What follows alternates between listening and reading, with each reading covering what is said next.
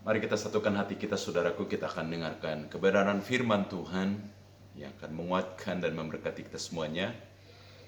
Mari kita berdoa. Bapa di sorga, Bapa yang kami kenal dan kami sembah di dalam nama Tuhan Yesus Kristus. Biarlah Tuhan pada saat ini kebenaran firman-Mu yang akan kami dengarkan memberkati, menegur, mengubahkan setiap hati kami, meneguhkan, menguatkan kami Tuhan. Dan kami minta Tuhan pengurapan-Mu dari tempat maha tinggi turun bagi setiap kami.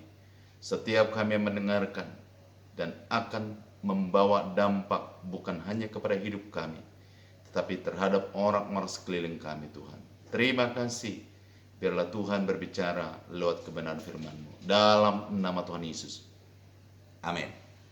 Baik, salam saudara yang terkasih, salam Tuhan dimanapun saudara berada pada saat ini. Saya sangat yakin dan percaya bahwa Tuhan tidak pernah meninggalkan dimanapun dan apapun situasi saudara yang sedang saudara hadapi sekarang. Kasih Tuhan begitu berlimpah dalam kehidupan kita.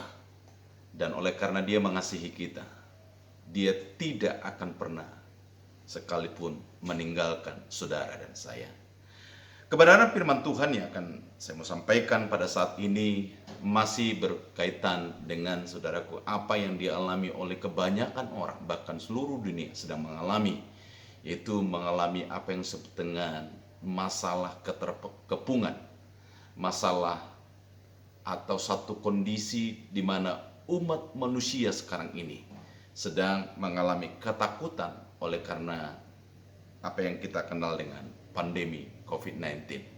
Tapi saya sangat percaya saudaraku, waktu-waktu yang kita lewati dengan Tuhan, waktu-waktu yang kita harapkan dalam Tuhan, pasti akan mendatangkan sesuatu yang sangat berbeda, bukan seperti yang dialami dan dipikirkan oleh dunia ini. Sebab di dalam Tuhan ada pengharapan yang begitu hebat dan ajaib. Kenapa demikian? Karena apa yang Tuhan maksudkan, itulah yang akan terjadi. Rancangan Tuhan, itulah yang akan terjadi. Sebab segala sesuatu di dunia ini di bawah kontrol daripada Tuhan. Mari saudaraku, kita akan baca kebenaran firman Tuhan dari Yesaya 36 ayat yang pertama sampai dengan ayat yang ke-12. Yesaya 36 ayat yang pertama sampai dengan yang ke-12. Yerusalem dikepung ala Sanherib. Maka dalam tahun ke-14 zaman Raja Hizkia, majulah Sanherib Raja Asyur, menyerang segala kota berkubu negeri Yehuda, lalu merebutnya. Raja Asyur mengutus juru minuman agung dari Lakis ke Yerusalem kepada Raja Hizkia disertai suatu tentara besar. Ia mengambil tempat dekat saluran kolam atas di jalan raya pada padang tukang penatu. Keluarlah mendapatkan dia Eliakim bin Hilkiah, kepala istana, dan Sebna panitera negara, serta Yoab bin Asaf, bendahara negara. Lalu berkatalah juru minuman agung kepada mereka, baiklah, katakan kepada Hizkia, beginilah kata Raja Agung, Raja Asyur, kepercayaan macam apakah yang kau pegang ini?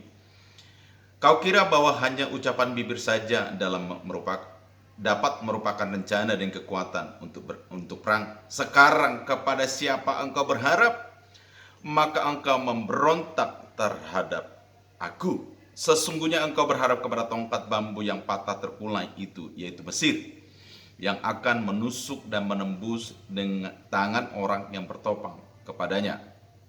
Begitulah keadaan Firaun Raja Mesir bagi semua orang yang berharap kepadanya. Dan apabila engkau berkata kepadaku, kami berharap kepada Tuhan Allah kami, bukankah dia itu yang bukit-bukit pengorbanannya dan mezbah-mezbahnya telah dijauhkan oleh Hizkia, sambil berkata kepada Yehuda dan Yerusalem, di depan mezbah inilah kamu harus sujud menyembah. Maka sekarang baiklah bertaruh dengan tuanku Raja Asyur. Aku akan memberikan 2.000 ekor kuda kepadamu, jika engkau sanggup memberikan dari pihakmu orang-orang yang mengendarainya. Bagaimanakah mungkin engkau memukul mundur satu orang perwira tuanku yang paling kecil, padahal engkau berharap kepada Mesir dalam hal kereta dan orang-orang berkuda. Sekarang pun Adakah di luar kehendak Tuhan aku maju melawan negeri ini untuk memusnahkannya? Tuhan telah berfirman kepadaku, majulah menyerang negeri itu dan musnahkanlah itu.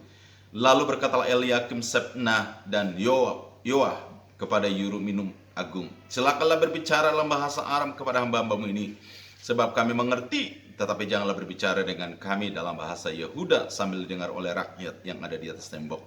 Tetapi juru minuman agung berkata, adakah tuanku mengutus aku untuk mengucapkan perkataan-perkataan ini hanya kepada tuanmu dan kepadamu saja? Bukankah juga kepada orang-orang yang duduk di atas tembok, yang memakan tahinya dan meminum air kencing bersama-sama dengan kamu? Saudara terkasih dalam Tuhan, cukup sampai di situ kita akan belajar bagaimana kondisi daripada orang Yehuda pada masa kerajaan Hizkia, di mana mereka sempat mengalami keterkepungan oleh kerajaan Asyur di bawah pemerintahan Sanherib. Kita akan melihat, saudaraku, dalam masa pengepungan yang dilakukan oleh Raja Asyur, kerajaan Asyur, pihak daripada Asyur itu tidak hanya menekan psikologi umat Yehuda dan tidak hanya menekan keterancaman akan kelangsungan satu kehidupan, satu bangsa di Yehuda. Lebih daripada itu sebenarnya, bahwa orang Yehuda sedang mengalami tekanan kerohanian yang disampaikan oleh orang-orang Asyur. Saudara, mari kita dapat belajar dari perikop ini, apa sih yang dialami oleh orang Yehuda dalam masa pengepungan yang dilakukan oleh kerajaan Asyur. Yang pertama yang kita boleh belajar, yaitu Raja Asyur itu menekan orang-orang Yehuda berhubungan dengan hubungannya dengan Tuhan.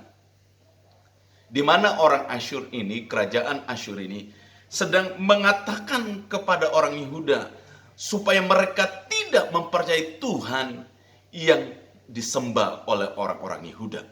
Tentunya ini untuk menimbulkan keraguan-raguan kepada Tuhan yang dipercaya. Saudara yang terkasih, bukankah hakikat daripada manusia rohani kita, bahwa ketika kita diciptakan pada awalnya pun di Taman Eden, bahwa kita dicipta berkaitan, harus berhubungan, harus ada di dalam hadirat Tuhan. Orang yang tidak ada di hadirat Tuhan akan mempengaruhi kejiwaan orang itu tersebut, akan mempengaruhi di kemudian bagaimana orang itu mengalami kemunduran, bukan hanya dari sisi kehidupan hubungannya dengan Tuhan, tetapi akan mempengaruhi kematian yang berujung kepada kekekalan. Kita dapat melihat, saudaraku, bagaimana orang Asyur ini menekan keraguan keyakinan yang dipegang oleh orang Yehuda, saudaraku.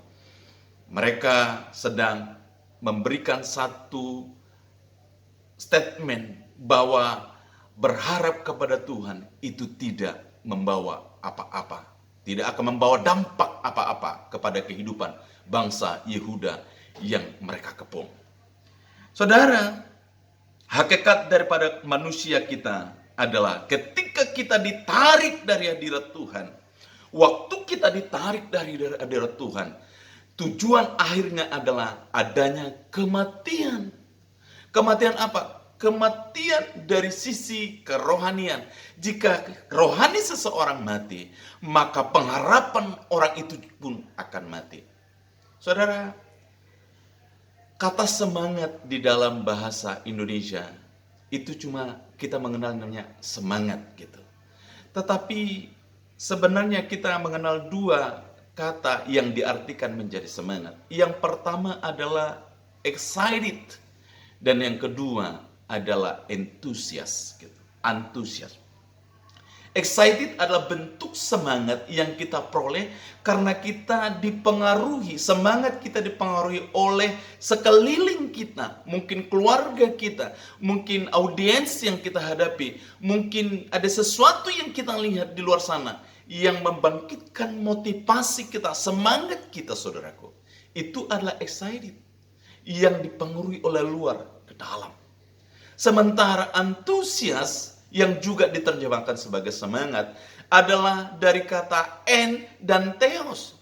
Artinya adalah en itu di dalam, theos itu artinya Tuhan.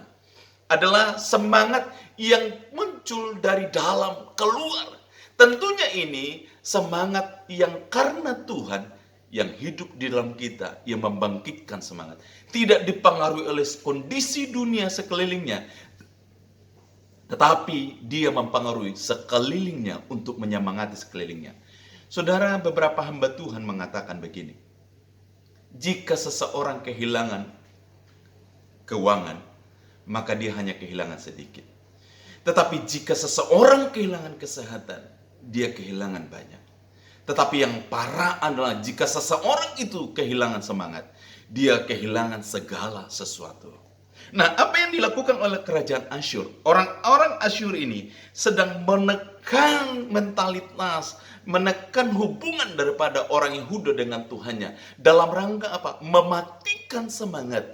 Sehingga mereka tidak punya namanya fighting spirit ketika mereka mengalami keterkepungan dari kerajaan Asyur.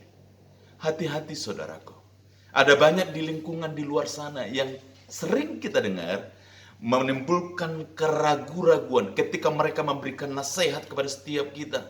Mereka mungkin dalam rangka, dalam tanda petik baik memberikan nasihat, tetapi mereka mempengaruhi hubungan kita dengan Tuhan.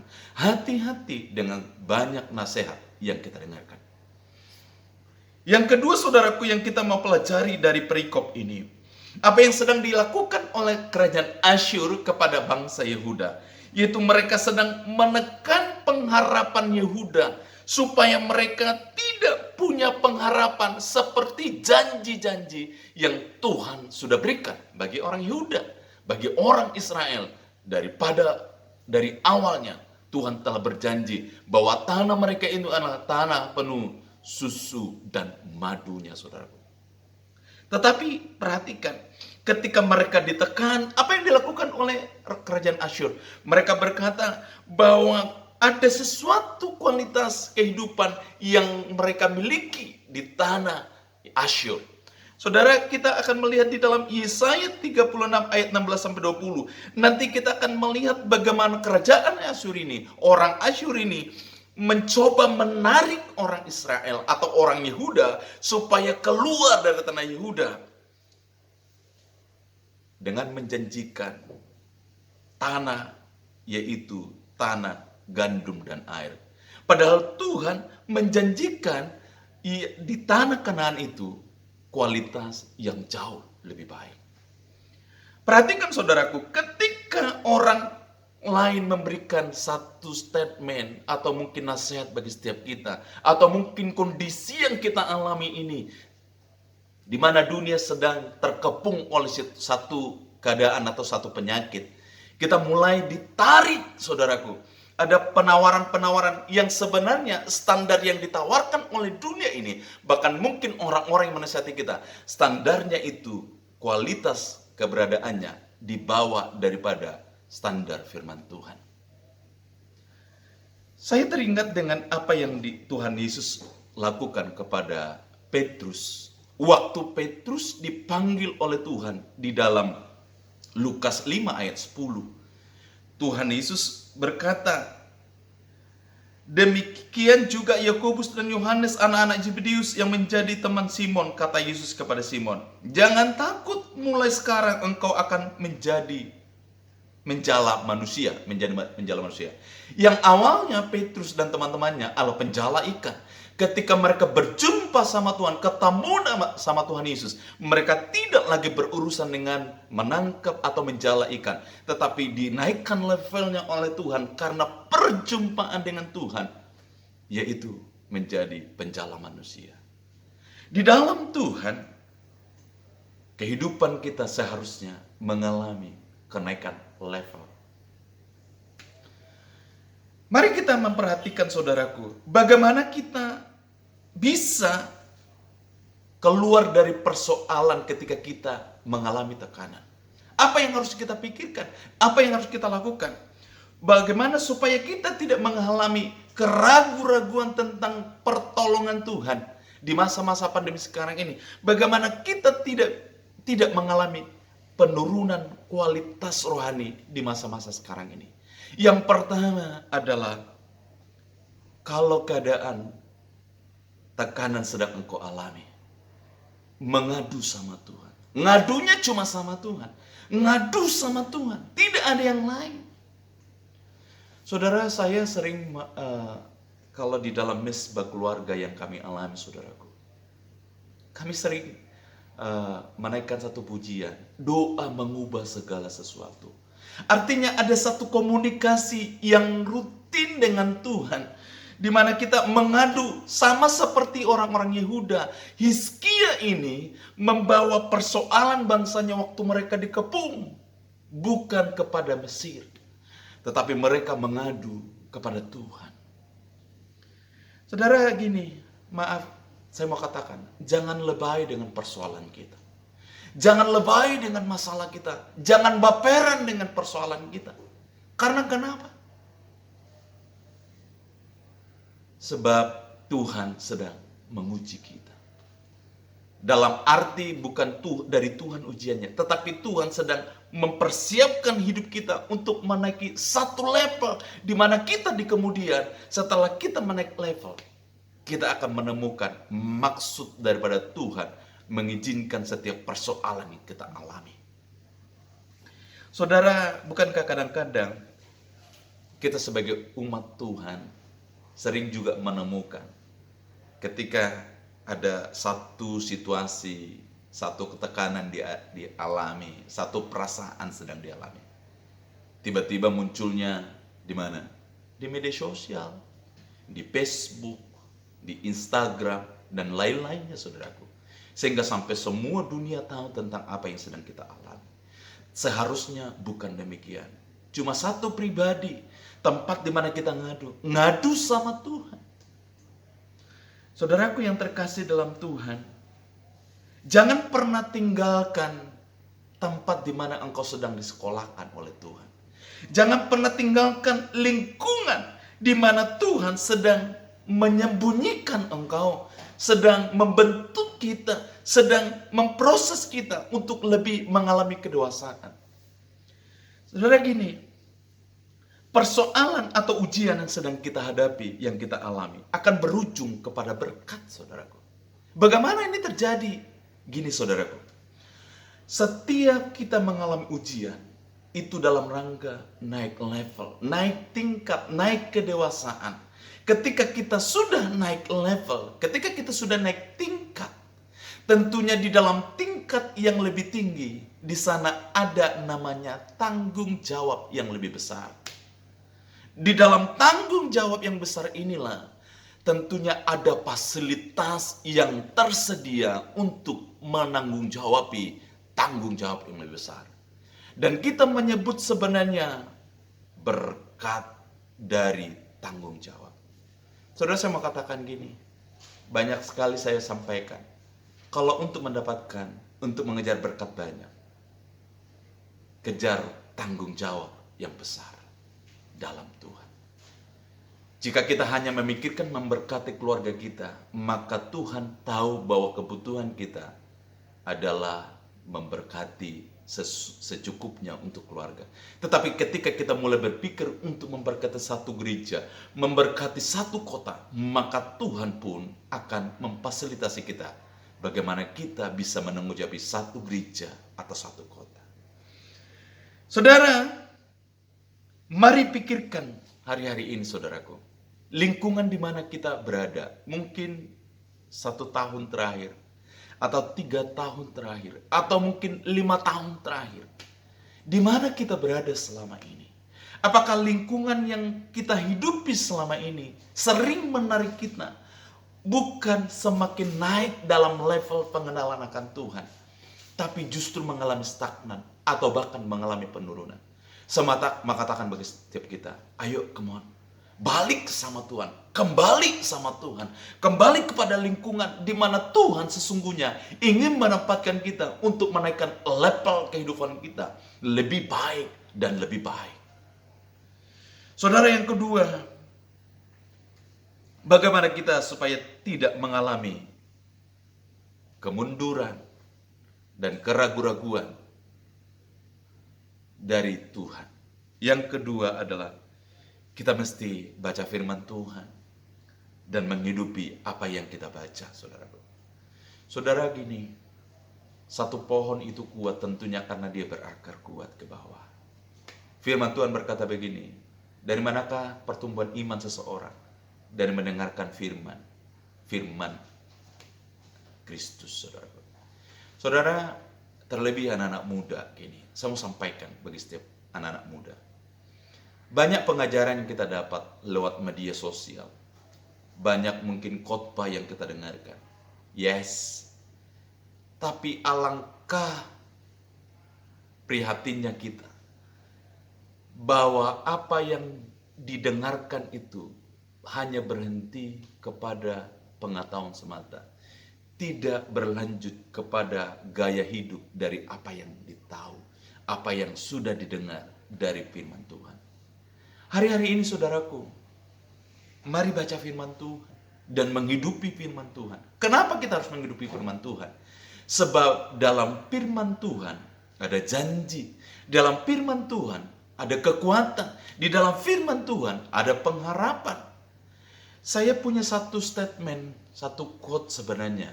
Gini saudaraku, jika kita mengalami kehidupan di luar daripada janji Tuhan yang disampaikan kepada setiap kita, kita berhak untuk berjuang, kita berhak untuk memperoleh seperti firman Tuhan sampaikan.